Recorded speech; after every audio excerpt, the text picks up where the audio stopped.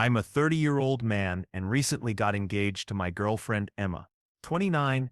We've been together 6 years. When I proposed, it wasn't a surprise. Everyone already expected we'd get married. My parents congratulated us. My younger sister Ava, 26, was excited, and my older brother Mark, 34, said he was looking forward to it. At first, everything looked fine. Emma and I picked our wedding date quickly, the anniversary of the day we met. That date has always meant a lot to us, so it just felt right. We locked it in, booked the venue, and began planning. Initially, my family seemed supportive. My mom asked about colors and themes. My dad joked about giving a great speech, and Ava and Mark asked where it would be held. Nothing seemed off. A few weeks later, my mom mentioned the date might be inconvenient for some. At first it was vague, but then Ava said she already had a conflicting vacation planned, and Mark mentioned his company's annual retreat. The excuses piled up. Each one made it feel like our wedding was optional. I dismissed it at first, thinking it would be sorted, until Ava made it clear she had a problem. The wedding fell during the week of her annual girls' trip, a trip she and her friends take every year. She presented it as a serious issue and said she didn't want to choose between the trip and my wedding. Emma and I were confused. Our date had been set for months. Ava's trip was not a work obligation or an emergency.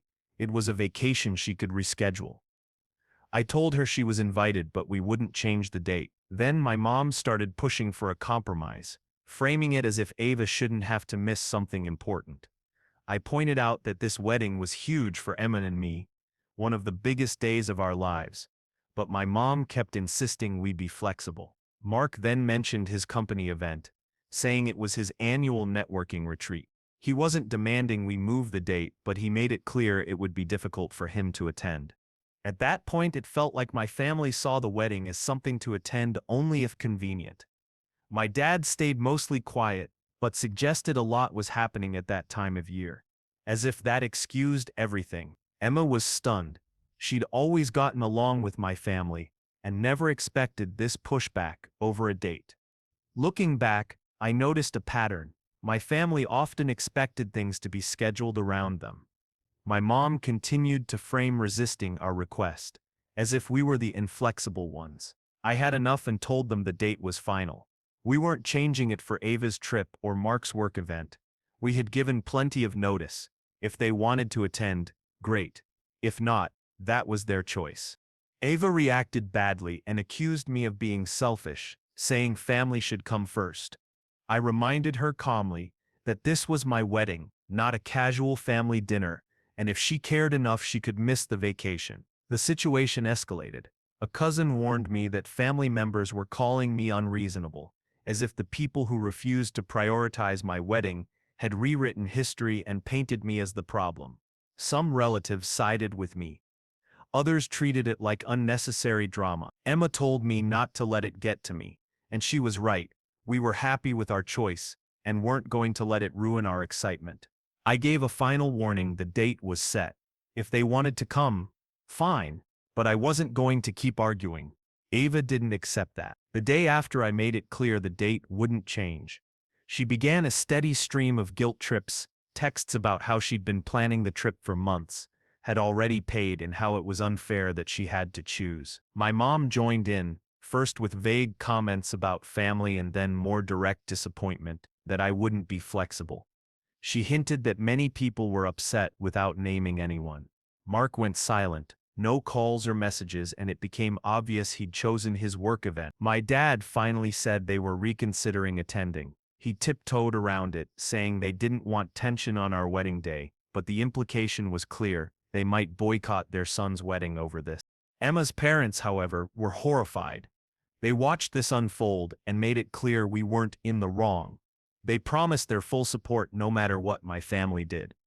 Emma and I decided not to wait for my family's approval. We pressed ahead with planning, finalized details, and focused on making the day meaningful for us, regardless of who showed up. The family split into teams. Some cousins, aunts, and uncles reached out to congratulate us and said they'd attend. Others apparently sided with my parents and Ava. I heard that my mom and Ava were complaining to relatives about how unfair I was. Then my mom posted a long passive-aggressive Facebook message about people forgetting the meaning of family and selfish choices driving loved ones apart. Comments followed with relatives agreeing, vague but clearly aimed at me. Emma told me not to respond. She saw it for what it was and didn't want to drag us into more drama. We sent out the invitations and explicitly included my family. Ava and Mark both RSVP'd with a firm no, no calls, no explanations. My parents stayed non-committal. They didn't decline but didn't confirm either, seemingly hoping we'd change our minds. A cousin warned me that my mom and Ava had been discouraging others from attending. That was my breaking point. I was done trying to please people who clearly didn't care enough to show up. Emma and I agreed. We wouldn't waste more time on them. The wedding would be amazing whether they were there or not. And for our honeymoon, we were leaving without telling them anything. On the wedding day, I woke early and let it sink in. Months of planning and stress had led to this. Emma was upstairs with her bridesmaids. Her family had been up since dawn, making sure everything was perfect. A cousin texted, "Just so you know, your parents Ava and Mark aren't coming." No explanation, just confirmation of what I'd expected.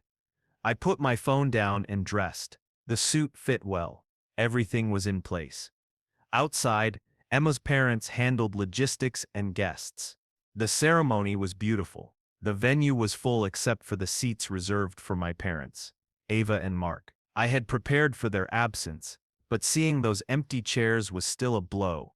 To my surprise, a few relatives from my side did attend, some cousins, aunts and uncles, who refused to buy into my mom's narrative. My favorite aunt even slipped in as the ceremony began, and later told me she wouldn't miss it for anything. Emma and I exchanged vows, were pronounced husband and wife, and the room erupted with cheers. Any thoughts about my family faded in the noise of the celebration. At the reception, Emma's family made sure we felt celebrated. Hugs, toasts, and constant check-ins. If my family had hoped their absence would make the day empty, they failed. During the night, someone handed me an envelope from my parents. Inside was a check and a note that said something like, "We hope you learn the value of family someday." I folded the note, tucked it into my pocket, and put the check away. I said nothing. Emma understood and squeezed my hand under the table. We kept enjoying the night. We danced, laughed, and took photos. Nothing was going to ruin the celebration. After the wedding, photos and videos spread online and guests praised how beautiful it was. A few relatives even posted that they wished my parents had been there. Ava posted a vague Instagram story saying some people don't value family tradition. It wasn't surprising, but it was disappointing to see her double down instead of reflecting. The next morning, I found a long voicemail from my mom.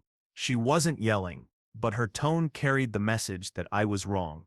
She talked about the family falling apart, how I had pushed them away, and how hurt she and others were. She used phrases like, "After everything we've done for you, and I never thought my own son would do this." My dad texted that he regretted how things turned out, but when I asked if he tried to convince Mom or Ava to reconsider, he dodged the question. His regret felt focused on the consequences, not on their role in creating them. Emma watched as I read the messages and then rolled her eyes. She reminded me we had a perfect wedding and not to let anyone rewrite it. Before more interference could happen, we left for our honeymoon without telling anyone where we were going. The honeymoon itself was exactly what we needed. A calm resort, white sand beaches, and peace. For the first few days, we kept our phones off. Then the drama found us. One morning, I checked my phone and saw a flood of missed calls and messages from the family group chat. My mom, my sister, and Mark were calling and texting. The group chat was chaotic. My mom was in meltdown mode, publicly criticizing family members who'd attended the wedding and accusing them of betraying the family by supporting us. Aunt Linda, who had surprised me by coming, was singled out first. My mom sent a long message calling her out and saying loyalty didn't mean much anymore. Ava backed her up and made it clear she was offended that anyone would celebrate the wedding instead of seeing the bigger picture, as if her vacation was that picture. One cousin finally spoke up in the chat and said, essentially, So you skipped your brother's wedding for a vacation and a work retreat, and now you're mad at the people who actually showed up? Make it make sense. Ava ignored that and continued to play the victim. The messages kept coming and the family tension spilled into a public argument online, leaving us to deal with the fallout even while we were supposed to be on holiday together. I'm sharing this as a straightforward account. After the wedding drama, Ava posted a moody black and white Instagram story with a vague caption about loyalty and who's been there for you. Mark messaged me privately, saying he hadn't expected things to blow up and that he wanted to stay neutral, a position that came too late. My mom then switched tactics and messaged Emma directly.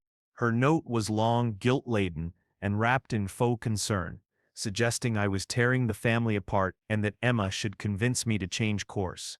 Emma replied once, "We're on our honeymoon, we're not engaging," and put the phone down. Back in the family group chat, the argument continued. More photos and videos from the wedding were online and showed how happy the day was, even without my parents, Ava or Mark. Aunt Linda finally called out the drama. "You're embarrassing yourselves, you made your choices. Now deal with them." My dad sent a private message that read, "I regret how things turned out."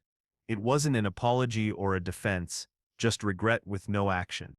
When they discovered we were on our honeymoon, not at home cleaning up, Ava erupted, the group chat filled with messages, accusing us of not telling family where we were and of showing we didn't care. I sent a final message, "You made your choices. I made mine, enjoy your week," and muted the chat. Returning from the honeymoon, it felt like stepping into another world. While Emma and I had been relaxing, my family had been spiraling. My mom posted a long Facebook rant about how someone had turned their back on family. It was obvious who she meant. Comments ranged from agreement to awkward neutrality. Ava posted a sad selfie with a caption about weakened bonds. Friends and some relatives flooded it with sympathy. A cousin told me opinions were split. Some relatives thought my mom and Ava were unreasonable. Others preferred to avoid conflict. Avoiding conflict, it seemed, was more important to some than acknowledging what had happened. My dad eventually showed up at our house, looking uncomfortable. He admitted he hadn't agreed with my mom and Ava, but felt pressured to stay silent. He described how furious they'd been before the wedding and that if he pushed back there would have been consequences for him. Emma called him out. He let it happen.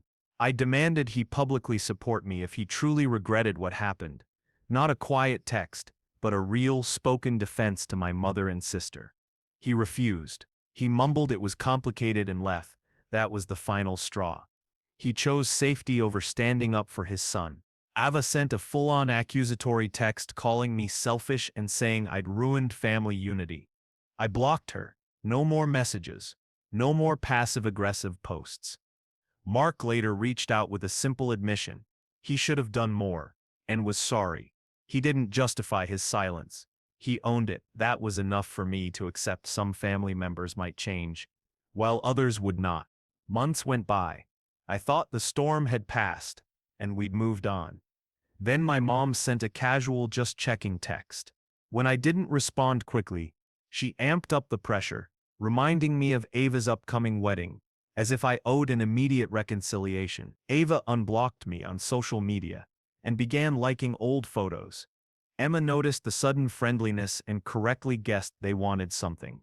A cousin slipped and revealed the truth. Ava was getting married and wanted me there. The invitation arrived with no apology or personal note, just a standard invite to me and Emma. My mom's messages grew syrupy and insistent about family unity and fresh starts, sidestepping everything they had done. Mark called gently, implying they all hoped we could move past the feud. Ava messaged directly, playing the bigger person. She said she was willing to forgive if I showed up. That wasn't an apology, it was pressure. I replied bluntly, "You didn't care about my wedding date, so I declined." My mom called repeatedly with the same guilt tactics, and the relatives started hearing about it. Ava told people I was immature and bitter for skipping her wedding. Emma laughed and suggested we book our own trip that weekend, which we did to a luxury resort. We casually let a few cousins know we'd be away. The news spread, and the calls and manipulative texts stopped. They realized they couldn't force me. My dad sent the same "I regret how things turned out" message again. I didn't respond. Ava's wedding came and went without any last-minute pleas. Emma and I spent that weekend relaxing, untouched by the drama. Later, a cousin called laughing to tell me Ava had been telling anyone who'd listen that I'd refused to support my sister. My mother posted another vague, dramatic status about putting family first. Mark texted a last-minute wish that things had been different and hoped I might reconsider, while still stopping short of confronting his mother or sister. Ava later sent another message, saying it would mean a lot if I attended, but I saw it as another manipulative olive branch. I replied sharply, reminding her she hadn't changed her plans for my wedding. Within minutes she accused me of being petty. My mom called in tears, begging me to make things right. I was done. I told her they made their choices. I made mine and I stopped answering her calls. I heard afterward that Ava kept bringing up my absence during the event, trying to paint me as the villain. A few days later she posted a grateful message about the real family, who showed up, and about cutting out toxic people. The irony was obvious. She'd cut me off for setting boundaries, then presented herself as gracious. My dad privately admitted that Ava and my mom had gone too far, but again refused to speak up publicly. His cowardice was infuriating. He'd been silent through everything and then offered private remorse. By then, Emma and I had had enough. We celebrated our freedom with a quiet, elegant dinner and toasted the life we were building away from the toxicity. It's been just over a year since all this began. I've heard little from my family. Ava's marriage, I learned from a cousin, was already struggling. Arguments over finances and priorities. She seemed devastated, but I felt no sympathy after the campaign against me. My mom never acknowledged my wedding, not once, publicly or privately. That's where things stand. Emma and I moved forward, prioritizing our peace. The family drama left scars, but we are building a life without the manipulation and with clearer boundaries. I'm going to tell this plainly. After the wedding fallout, Ava went silent. No photos, no mentions. She refused to acknowledge that I stepped away because she and Mom made it impossible for me to stay. Meanwhile, Dad started liking and commenting on photos of Emma and me, travel shots, event photos, everyday moments. He never publicly acknowledged our wedding. His online likes felt like quiet support without real backing.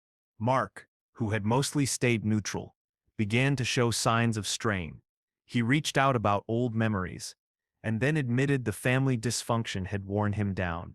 He said he was tired of being the peacemaker, always stuck between Mom, Ava, and me. Ava, meanwhile, persisted with passive-aggressive social posts about outgrowing toxic people, obviously aimed at me.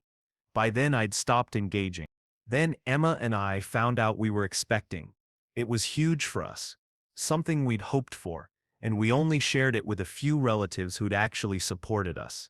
As you might expect, Mom heard from someone else, not from me, and she reacted badly. She texted saying, "I hope you don't punish your child the way you punished the family," which was audacious. Emma had had enough. She blocked my mom and Ava on every platform. I didn't blame her. She'd tried to keep the peace, but that was over. Dad messaged me saying he worried the family was falling apart and asked if we could fix things before the baby. It was the same old request to forgive and forget, for the sake of family. I told him clearly, only positive, supportive people would be part of our child's life. No exception. I wasn't letting Ava or Mom drag us down again. Mark started stepping away from the drama too. He admitted he could see how toxic it had become, and that he didn't have the energy to keep up. It was clear he was torn, but he realized siding with Mom and Ava only preserved the dysfunction. We made a decisive move. We threw a large baby shower, explicitly without inviting my immediate family. This wasn't petty, it was honest. It reflected who had supported us. Friends, extended family, and real allies showed up. The shower was joyful and stress-free. Mom and Ava had no idea they weren't invited, and that felt like a relief. We'd moved forward without the baggage. Over 2 years later, the choice to cut ties felt justified. Ava's marriage collapsed less than 2 years after her wedding. Disputes over money and priorities. Classic signs of rushing in. Mom predictably spun the narrative on Facebook. It was the husband's fault.